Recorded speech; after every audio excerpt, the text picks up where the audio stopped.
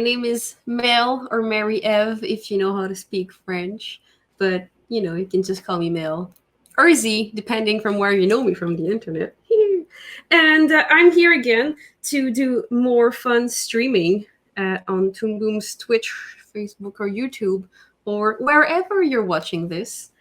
And yeah, so sit comfortably, go get some water or something, because yeah, we're gonna have a fun hour together and talk about storyboarding because this month is February. I said it right. Oh my god. February is an event that was created like I think last year, a bit everywhere in the industry. And yeah, it's just to encourage people to do storyboard. So even if you're not a storyboarder by trade, I am not a storyboarder by trade. I've done a few boards for like pilots in short films maybe, but like I'm not a full-time storyboarder. But I decided to take the challenge, and I'm gonna do boards mostly every day during the month. Almost every day. I still value my mental uh, stability, so I won't try to do that every day. But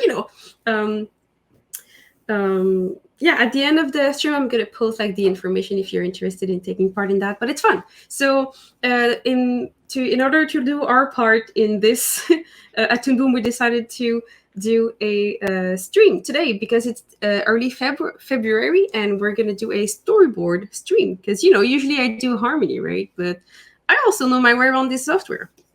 I might not be a full-time professional storyboarder, but I am a full-time professional Storyboard Pro teacher. So let me teach you a few things about how this works. Of course, I'm gonna try to monitor like the chat on like YouTube and Twitch. So if I don't answer your question right away, I'm trying, and I'll try to keep a look at everything in there. All right, so what are we going to see today? So today, since it's February 1st and everybody's getting started and stuff, I'm just going to talk you through like what are best practices and what to do when you try to work in the software. Because since I've been teaching it for a while, I do know how people can mess up some things. And so yeah, I'm going to teach you some don'ts and lots of do's, and it's going to be fun. Along the stream, if you have any questions, like I said, let me know in the chat. We're going to try to monitor them. And you know what? If I don't have the answer, I'm going to find it somewhere. And we're going to get back to you somehow. So it's fun. And yeah, so this is Storyboard Pro.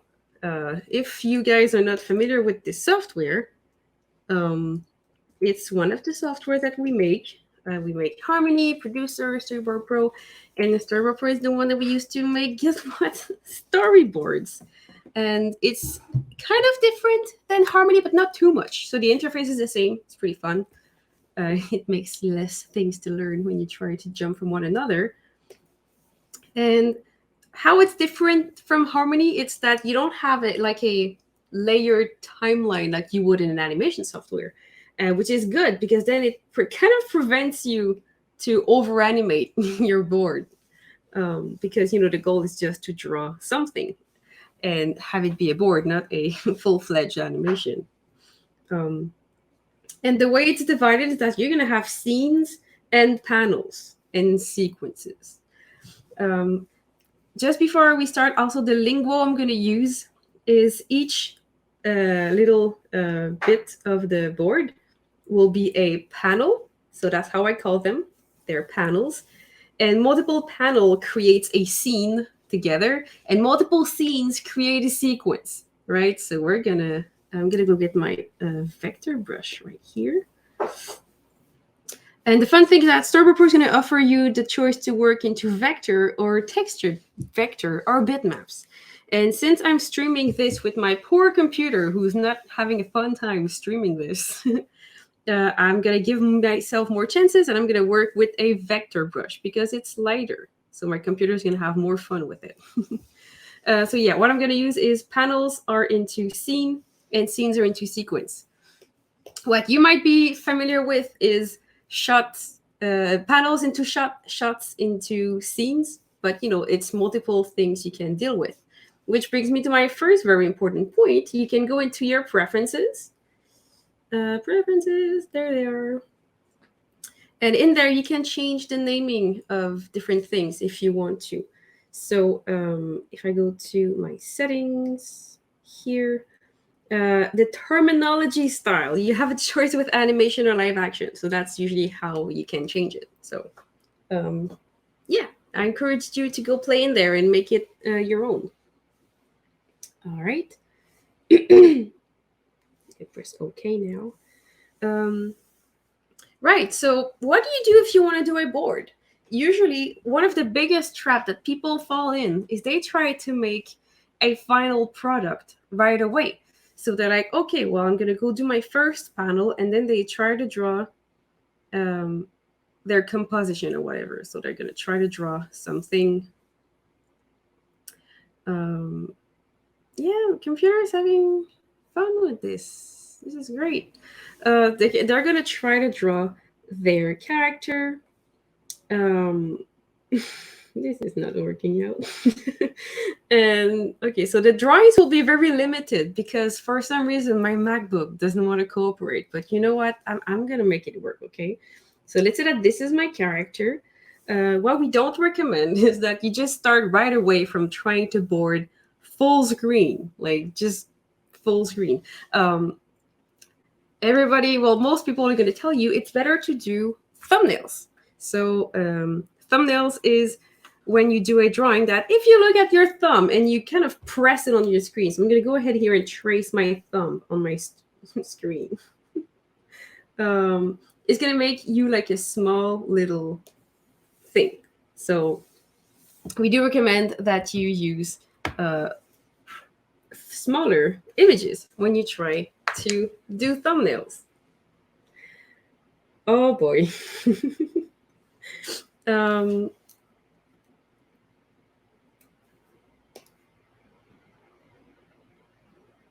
yeah, this isn't going not so well, but we'll be fine. Okay, I'm gonna make this work. It's fine. When you do your thumbnails, one thing that I do think matters is your aspect ratio. Oh, no, it's working. That's great. So if you're going for HD resolution, try to keep your rectangle as HD as you can, because sometimes it's easy that when you sketch too hard, you're gonna make like your composition into weird rectangles instead of having them be the actual ratio. So that when you try to bring into the actual ratio, then it gets weird.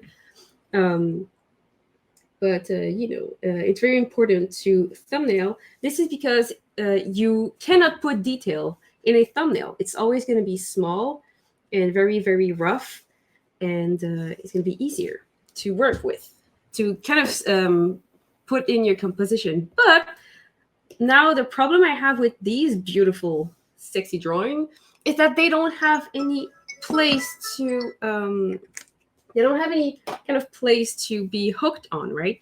So when you do boards in Storyboard Pro, oh wow, I can draw again. This is so great. Thank you, computer, for cooperating.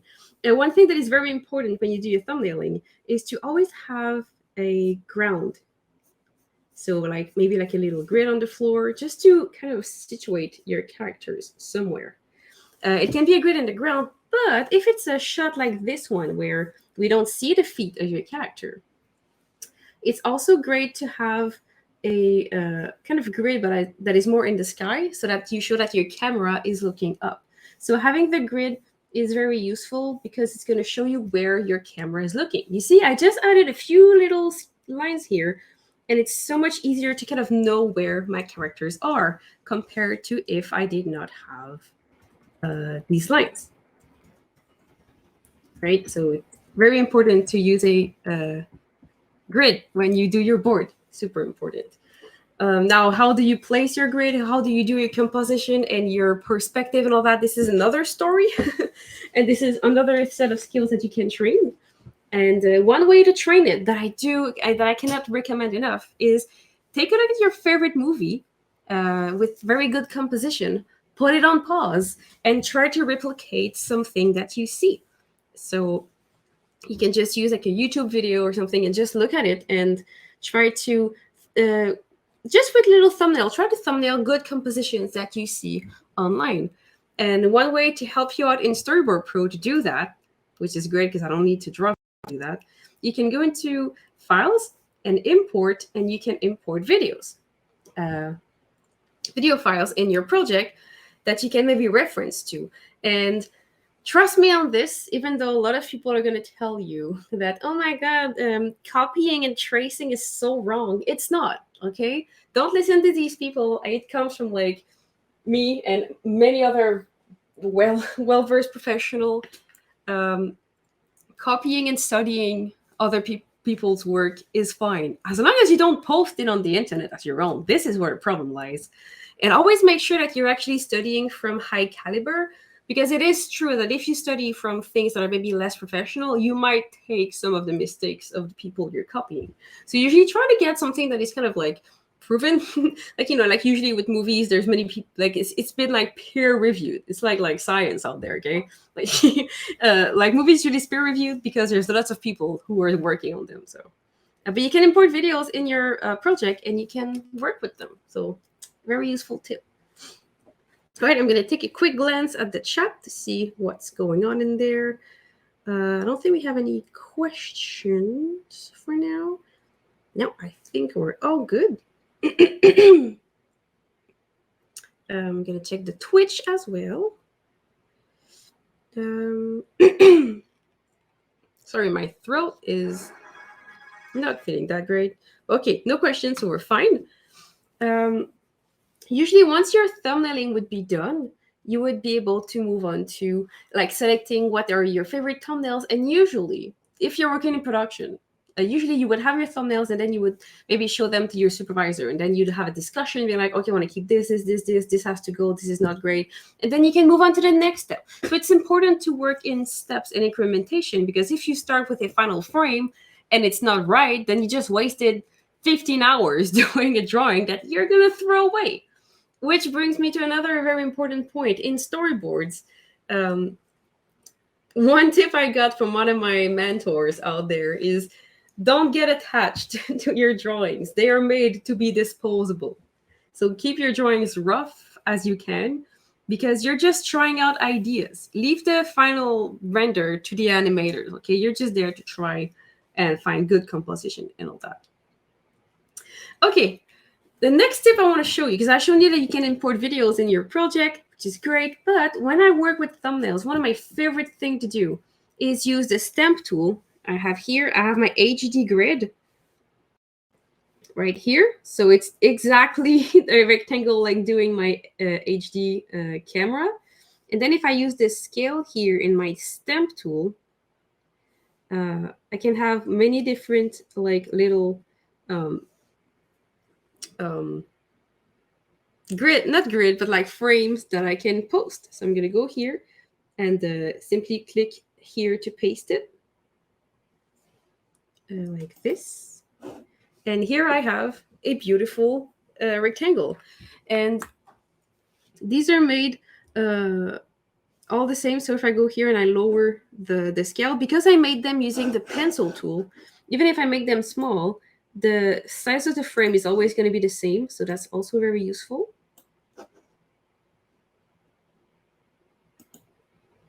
Just like that. To make the frame super simple, I'm going to erase all of that to show you. What I do recommend is to just take a rectangle tool, and you can just like trace your HD camera like this. I do recommend using a smaller size of pencil, because when your grid is going to be small, you don't want the frame to be too big.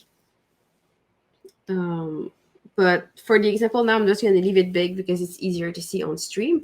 And then all you have to do, super easy, you click on your layer, you go get your stamp tool, and then you go to the white page menu here, and you do a new brush preset, which is going to make you a new stamp that you can use to stamp your little small HD grid everywhere to help you do your thumbnailing. Yeah, so it's very convenient and very useful. So I'm going to go here and just paste a bunch of them like this. Boop. And what I would usually do, I board like I thumbnail from top to bottom. I don't know why. You tell me. So I do like to board like this from top to bottom, and this is actually how they do it also in the anime industry, which is why Storyboard Pro, if you look at here, supports both horizontal boarding and vertical boarding. So use the one that you prefer. I know in some school in more in like the Western animation schools they teach horizontal, but if you want to try from up and down, it actually works really great. Um, so don't be afraid to try this out. And then this is what I would use to just like sketch my little thumbnails in. Because then I'm assured that if I like one of the thumbnail, I can just take it and with the select tool. I'm very sorry that I cannot draw. I don't know what's going on with that computer, but I'm making it work. I'm still teaching you a bunch of different things. And if you have any questions, I will still answer you. But then if you take your little thumbnails and you scale it up, you're sure that your resolution, your composition will match. So that's why I like to thumbnail with the right resolution already. Like that. All right. So unless we have any questions, I'm going to move on. So I'm going to check the chat as well. Yeah, so Shnu Art in the chat says, so long as you're honest about tracing and copying for the purpose of educating, it's all good. Exactly. This is well put. This is exactly what I meant. Thank you.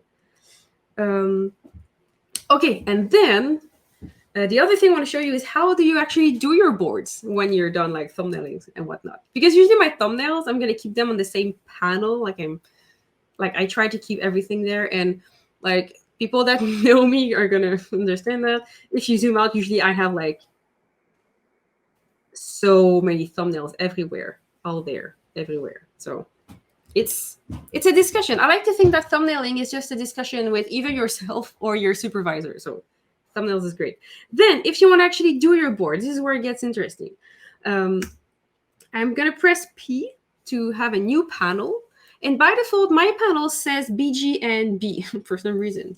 If you want to change the default naming of your panels, it's super easy. All you have to do is make yourself the pattern that you want. So let's say that I have I always need a BG, A and B, but what if BG, it's actually not what I want because I know that I'm going to have a final BG after. What if, since I'm roughing out, I prefer it to be called grid? I can just rename it as grid.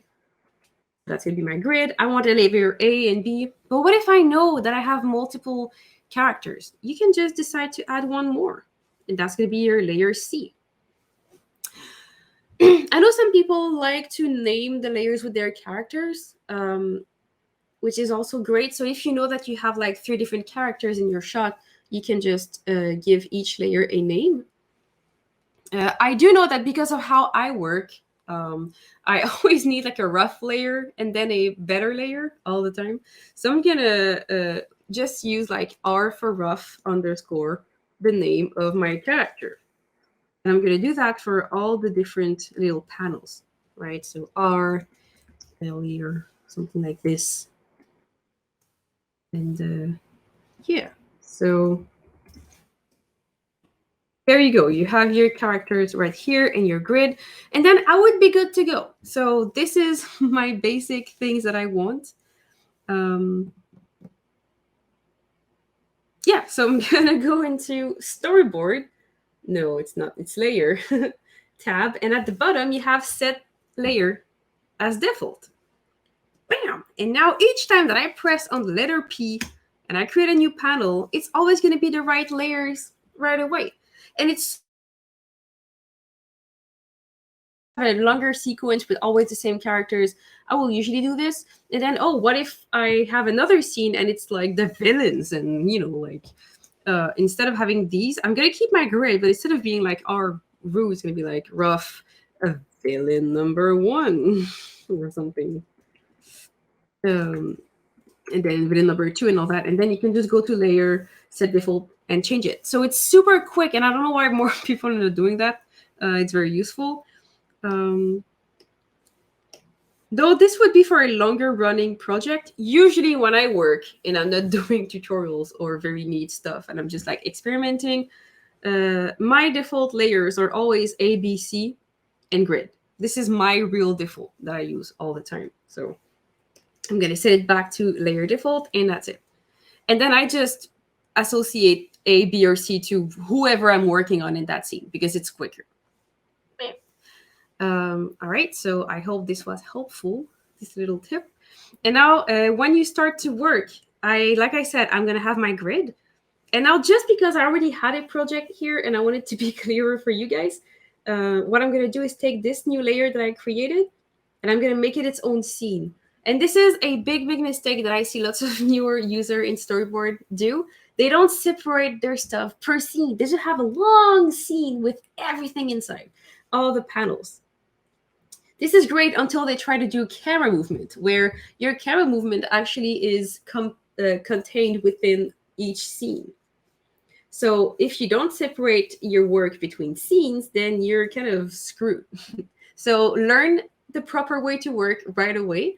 So I'm going to take my panel, I'm going to right click on it, and super easy. You can just so like if you're sometimes I'm like that, I'm just gonna like do lots of panels, even though they're not the same scene. I'm gonna include them in the same scene. It's okay, everybody does it. It's just that after, like I said, it's very important to separate all of this. So you right click and you go to new scene from selected panel or panels. You can select multiple, and wham, you have a new scene. But what if these three are also another scene? Just gonna click on the first one, shift click on the last one, right click, and new scene from selected panel, and you see the colors adjust. My colors are cyan and pink because I wanted it to be very visible. Usually it's like gray and darker gray. Not a fan because I always mix and match them. So remember, you can go into your preferences and you can also change the colors to other things if you want. So you go to colors, and it's the scene group box 1 and 2. I always make them very visible colors. Yeah, because it's easier. And while we're at it, you can also change the default camera background color by going here. I won't change it because I actually like it that bad, but you can change it if you want. And so I'm going to press OK. So then this is how your scenes would be. And then again, it's important. If you don't want to have to do that, you can also go into the top buttons right here, and you have a button called New Scene. Boop! So he's going to create a new panel that is automatically in another scene. This is great. Do that. I always forget to do that. But now I won't. I will remember this because I said it on stream and I have to give example. Yeah, so now I have my multiple different scenes. When you want to draw the scene, what do? This is where it gets interesting. I'm going to go here. Like I said, very important, set a grid. Like I don't care what's going to happen in your scene. Yeah, so set a ground plane and a grid. So that's what I'm going to do. If you want to trace a horizontal line that is straight, you can press on Alt and Shift, and you're going to have a straight line, which is great to make your floor. Of course, if you make a straight line, it's going to be a like regular shot. Alt and Shift like this. But don't forget that if you want to have something more dramatic, it's okay to put your line of horizon not in a straight way. And you can do that by just pressing on Shift and then tracing it. You see how much more dramatic this is now? With just like little ground plane. But then don't forget to add your grid. Oops, on the floor. My computer is not cooperating. This is great. Something like that. Oh my god. There we go. Beautiful grid on the floor. So very important. Even if your things are in space or in the ocean when there is no floor. So let's say I'm having a scene in under the water with like a mermaid or something, because mermaids are cool. Or a fish because my computer is. Oh my god, my computer is working. I can actually draw. That's great. Okay, so I have a fish here. I'm going to put that fish in a robot because that's where fish belongs. So what if my robot is underwater?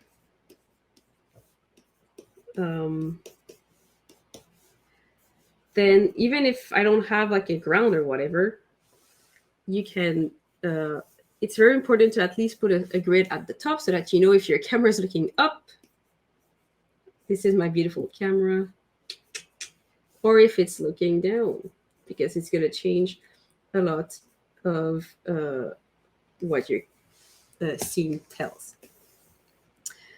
Okay, enough with grids and thumbnails. I think you guys got the picture. So let's say that this is my grid. So you're going to use the same grid for lots of different shots, right? So what I do recommend is that you use the share drawing command. So that's what I'm going to do. Just going to draw my beautiful grid at the top here, just to show that my camera's looking at the top. And my scene is going to be like a bird flying. And you see the bird from below because it's cool.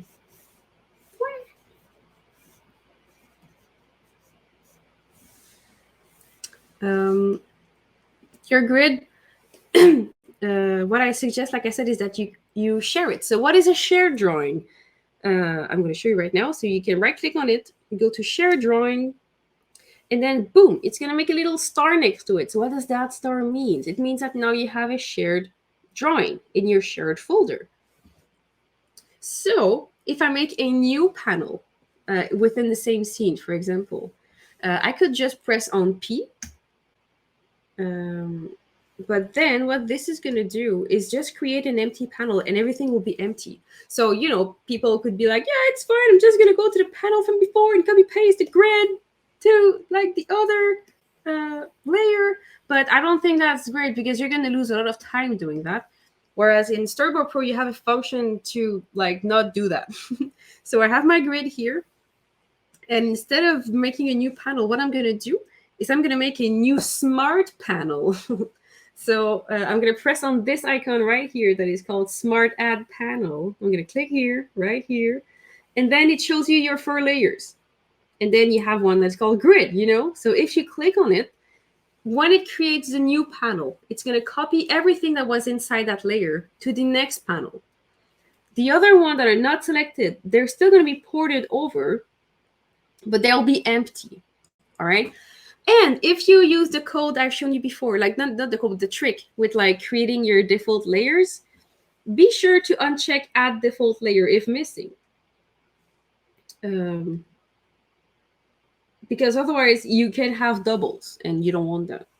I'm gonna leave it like this because I know that I have the same layers, but sometimes like if you don't want to use the same naming as you usually have, you can like do this and uncheck it. It just depends on what you want, okay? Then I'm going to press OK. And since my layers are called the same, I don't have any troubles. But if my default layers were not those, it would add them on top, which is not usually what you want. But oh, look, it's my grid. And then I can just go here and make a new drawing for my bird. So my bird is going to be surprised now. Oh, and I can actually draw this time. That's great. Thank you, computer. So, yeah, it's going to be a surprised bird. So I'm using the same A layer as before. This is important because lots of different features in Storyboard Pro are going to work along the same layer name across like multiple panels. So very useful. And then the reason why I asked you to share your drawing is that now your grid is there. But if you change and you add a detail, so let's say that now I don't want to have only a grid, I want to add a tree to that grid, I can just go here, give it a tree. And then in the next panel, the tree is there. So you don't need to copy paste constantly. I remember working in Photoshop on another production. And if we needed to change the background, we had to work with groups and copy paste stuff. It was annoying, but you don't have to go through that in Storyboard Pro. So use the shared drawing. It's a very, very useful feature. And then even if in another scene, so I'm going to create another scene right here. I need to have the same grid, the same background as before. It's easy. You just delete this one that you had, and you go to your library, and you find the right grid that you wanted, and you can just click and drag it here.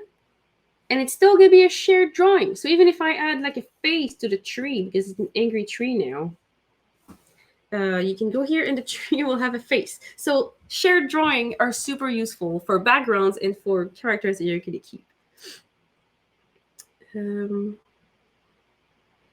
So we have a question in the chat. Woo! What do you decide to work on first? Is there a specific order you think is better, like backgrounds, character, etc.? What is a good order to go by? I think the best thing to start with is usually your thumbnails. In your thumbnails, you don't really have much room to make complicated background. But when it comes to this, like usually in your boards, it depends on your production and your industry. But usually in storyboard, this is not where like the final backgrounds are made. Usually they're gonna have like something prettier than that, for sure. But you're gonna have like a rough sketch of your perspective. So I'm gonna go here and make an example of what you would get. Like the storyboarder will, and then again, it depends on the production. Sometimes boards don't even do background. Sometimes they do clean background. It always depends, okay? But let's say I have this perspective here. And if you want to know how to use the perspective tools, we have lots of tutorials on it that you can check out. There's one on my channel. There's some on the Toon Boom website. So if this is, for example, the shot I want to animate, it's going to be like a guy doing skateboard. Or girl. Girl can do skateboards. I used to do skateboard as a kid, and I'm a girl. Let's do it. Yeah, it's going to be a girl making skateboard, because why not? And if this is my the place where it's going to do it, usually the storyboarder will like just put like the rough perspective line, and then they're going to be given away to like the BG department. We're going to make this pretty.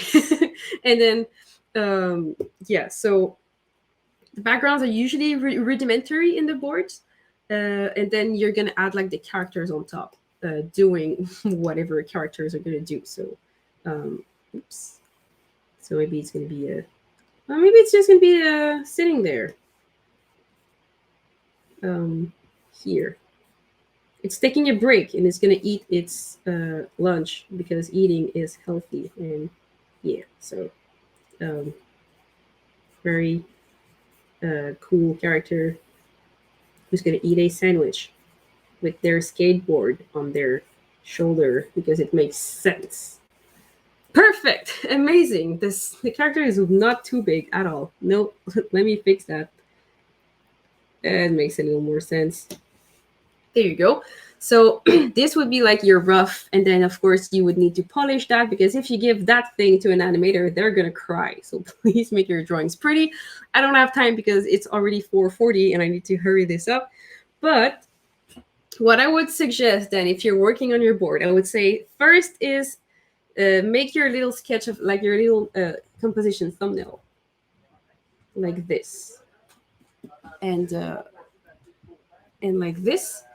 And then, of course, oh, sorry about that. I had a little bug. Okay, so what I'm showing is that you're taking this, and then when you're done doing your little thumbnails, when you're doing your thumbnails, then you want to make your grid. So that's the second step. So first step is thumbnail. Second step would be your grid in there, and then you set your characters so that, because if you put your characters usually before the grid, then they're not grounded. So I would say thumbnail, grid, character, and then if you have time, make your background pretty. That would be my advice. And then for once you're done with this, this would be like your rough. Of course, you would do your final drawings. When you do your final drawings, I do recommend making like another layer and perhaps like calling it like a clean or something, just so that you can order it. And then you can use the light bulb icon here, and then you're able to like do the cleanup on top of the character, like this, and make a prettier drawing or something. Okay, I don't have time for that, but that's what you would do. And then concerning the background, because I get the question a lot, when you work with your background, and depending on the production you're on, I'm just going to talk from one experience that I had working in the industry. At one point, the animation team cut onto the background team. So the background didn't have enough time to do all the background for the animators. So what we did is we just used the storyboard thumbnails like this, and they set the real perspective in there. And then all they did is they took the grid and then they went to export, and they can export a layout. And when you export your layout, you can export all your layers here from your panel. You can export them as a PSD, which is very, very great to work with. So at one point in our production, I think that was Big Hero 6, yeah, we were doing animation and the background was being painted at the same time that we were animating. So very nice feature to work with. And then when you want to add more, then you would just go here. Then again, Smart Add Panel. Nope. Smart Add Panel. There it is. And then I would just need to have my grid again. And the rest, I'm going to press OK. So then only my grid layer would be shown back. And I can take my A layer. And then I can use like the onion skin to see what was going on before. And just have like another pose. Maybe they're going to like stand up or something. Ta-da! So that will be it. When you work with your onion skin, if you have a mask behind your character, which is very common, you can take like this and create like a mask behind your character. Like this. Don't forget that if you use the masks, if you're in older version of Storyboard Pro, you cannot do this. But if you're in Storyboard Pro 20, what you can do is go to your preferences again, and you can go to, is it camera? Yes, camera. And then you can go to the onion skin render style, and you can go to colored or colored outline or original color. So there's lots of things you can change. And what I suggest you to use is the lightness as alpha. So now you see that my dark color is very dark and my light colors are kind of see-through. If I disable this and I press OK, you're going to see that if I try to see my onion skin again, oops, I didn't use the right one. Oops, let me just set it back to colored. There we go. There you go. That's what I wanted to show. This is a bit of the older one, how it worked. In Storyboard Pro 20, we made it better so that now you can, if you have a lighter color, it's going to be see-through. And if you have a dark color, it's going to be very opaque. But you do have to activate it if you want in the preferences, colors, camera. And then you use lightness as alpha. So by the way, there's a lot of things you can customize there for your onion skin. So I do encourage you to go check it out.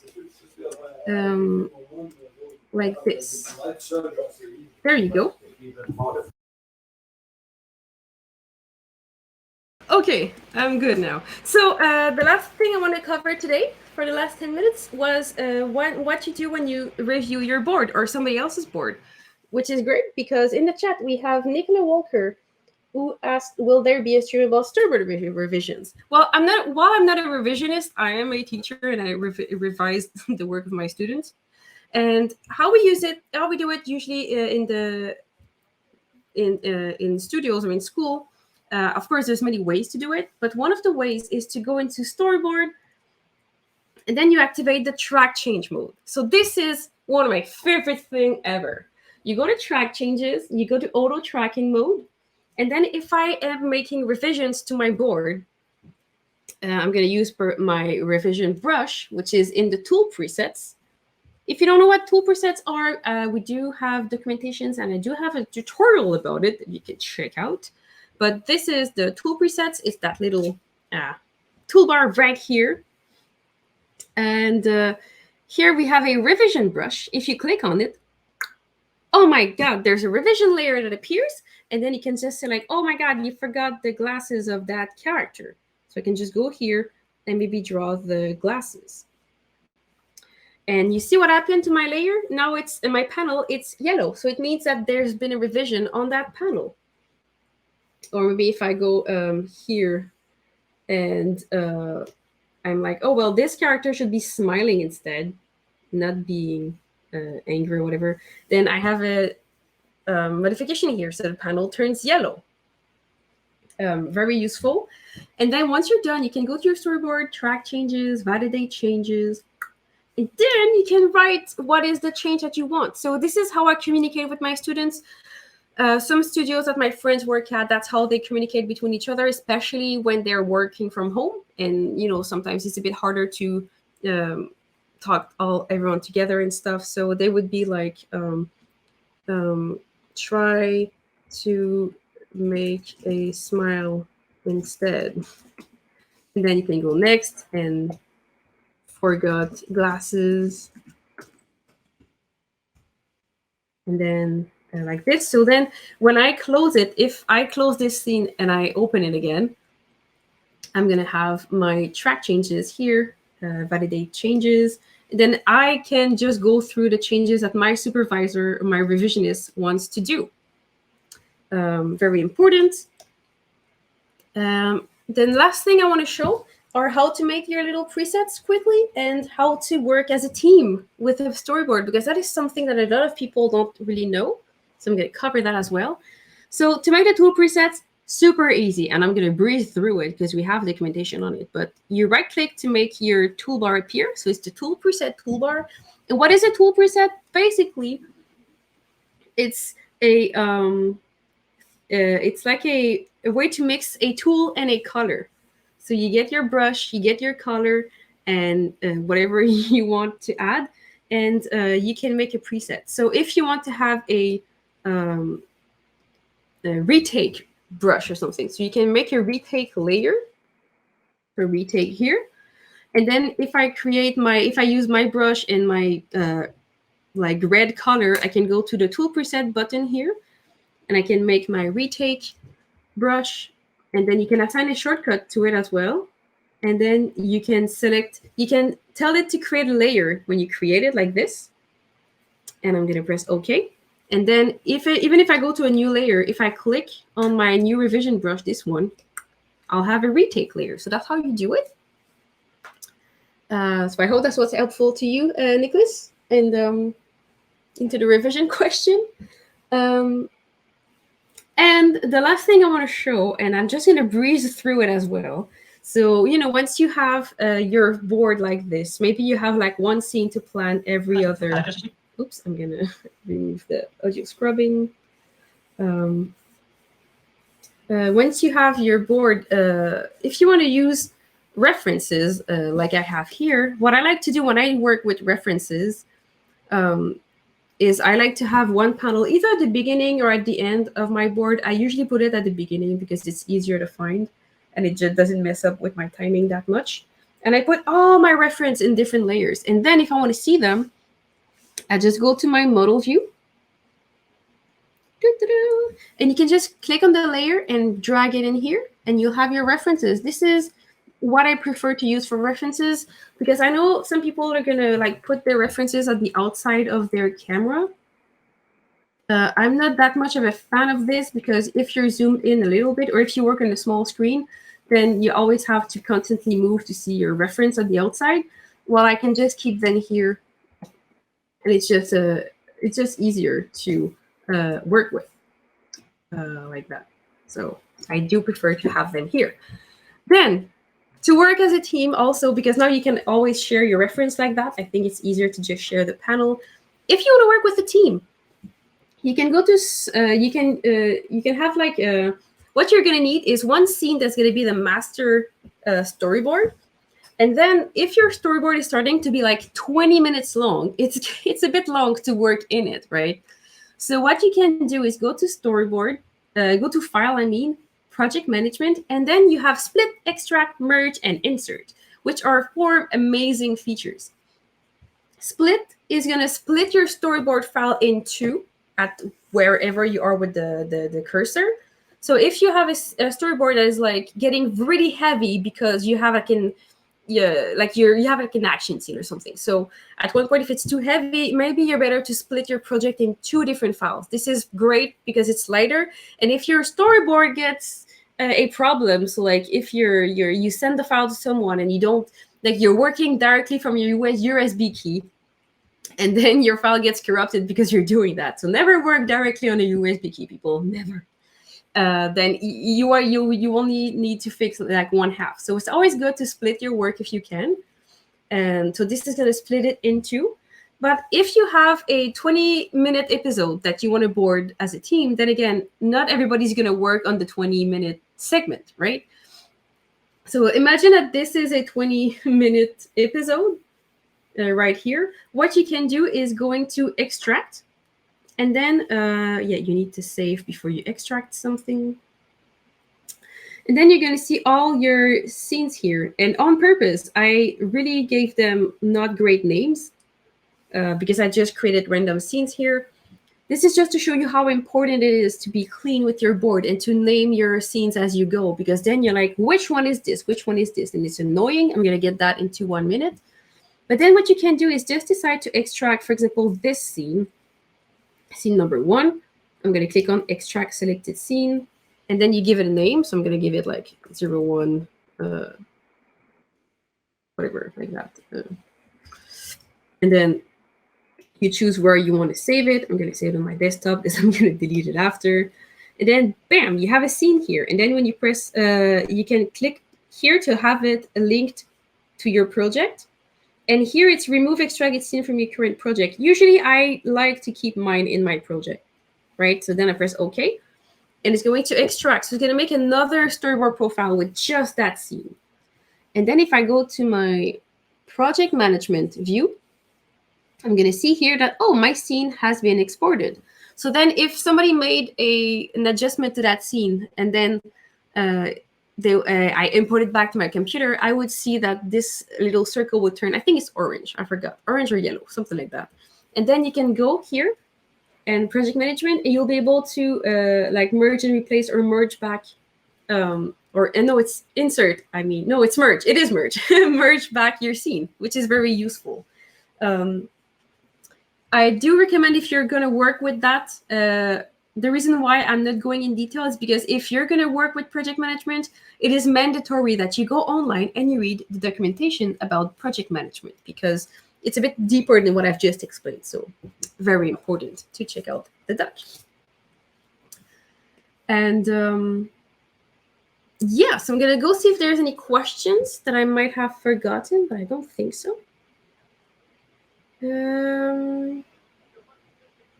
Okay, so no questions on YouTube. Let me check the Twitch.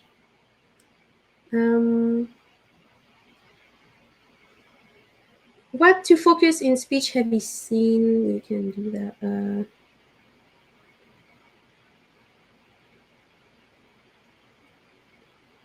Yeah, okay, no questions except what to focus in speech heavy scene. You can. Okay, so if you have a speech heavy scene, I do recommend that you don't focus on the mouth. Actually, like the body language is way more important than what your characters are like the mouth that they're making. So always try to have. Then again, it's always comes down to the thumbnail. Always have solid silhouettes with your character, good thumbnailing, and you should be all good to go. Right, and I think that's all I had for today. And oh my god, it's exactly, well, almost exactly 5. So I managed to pull that all into 1 hour. Oh, I did forget one thing. If you go to your storyboard track changes, don't forget to validate your change if you want your panels to turn back to their normal gray color. All right, and I hope you had a fun time. And with this, I'll be on my merry way. And I wish you a wonderful month of February.